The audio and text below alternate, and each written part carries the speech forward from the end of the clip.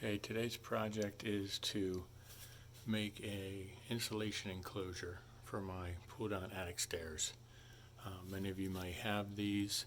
They fold up into the ceiling, and in my particular case this was full of insulation behind here, and it was only about 1.5 inches, but it got in your way of trying to come up and down the stairs. So this project is to build an enclosure above that lifts up out of the way, and I'm going to make it out of the 2-inch styrofoam board. You see green boards at your Home Depot and Lowe's stores, and that's what I'm going to construct it out of. So let's get started. Here's a view of the opening from the top side.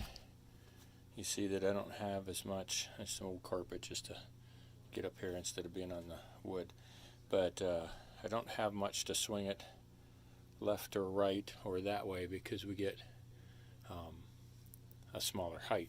So it'll be starting from the stairs and opening away from the stairs, and then fold back behind to keep it out of your way so you can walk up the stairs. So let me show you the setup that I have for the styrofoam and how I'm going to cut it. Okay, here's my setup for cutting insulation board. Basically have some lines drawn so that I can get a certain number of pieces out, and I'm going to have 2 long strips. This is going to be the height of my enclosure over the attic stairs. It's almost 6 inches. I only need 3 inches to cover the travel of the steps and the bars that support the steps. So I'm going to have, that's 58 long, and then I'm going to have another one that's 58 long here. This next one here is going to be 2 pieces of 26, and then I'll have a top piece. This piece of wood is just holding everything down. Just given these aren't clamped or anything, they're just sitting there to help give me a nice straight edge, so I get a nice 90-degree cut. And so far it's working pretty good. That's a cut edge. It came out nice. So once I get all the pieces done, then I'll be able to assemble and glue.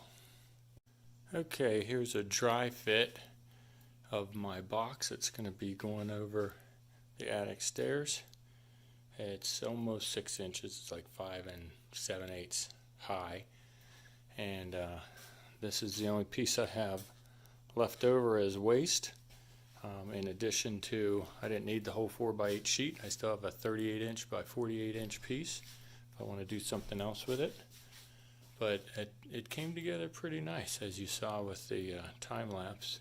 Just go slow, and you get debris here. You certainly don't want, you could probably use a power tool, but it's going to create a lot more dust. I didn't use a respirator. I just took my time and let the debris fall straight to the ground.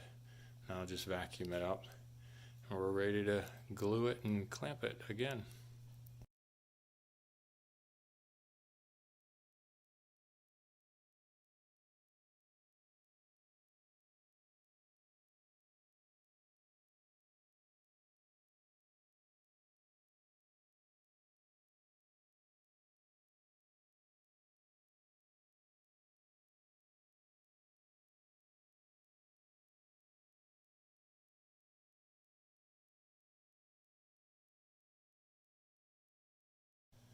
Okay, here's the unit all glued up.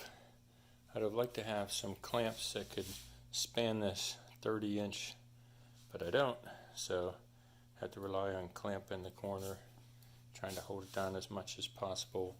Use some weights on the top, and it's looking pretty good. Not looking for perfection, just looking for good insulation. This will give me R10 consistently around the opening.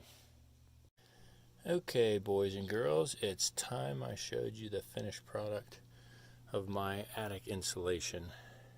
I kind of left this loose up here just to see, is it going to help with the temperature. This again is 2-inch thick, the styrofoam pieces that you get. And what I did is just kind of used it loose for a while, made sure it was going to work. And then I just kind of came up with a pretty simple configuration here where I used a U-bolt and a 3/4 inch dowel rod I anchored it with these 3/4 inch copper hold downs, one on each side. That one I had to kind of finagle a little bit because it was too close to the 2x4. And that's not real tight, that's just kind of loose. And then allow it to pivot. And I have those 2 boards there so that you see when I raise it, I can do this with one hand, then it'll sit there kind of nice and level and won't fall back. So that works out pretty well. And then I rigged this old hardware I found just sitting around.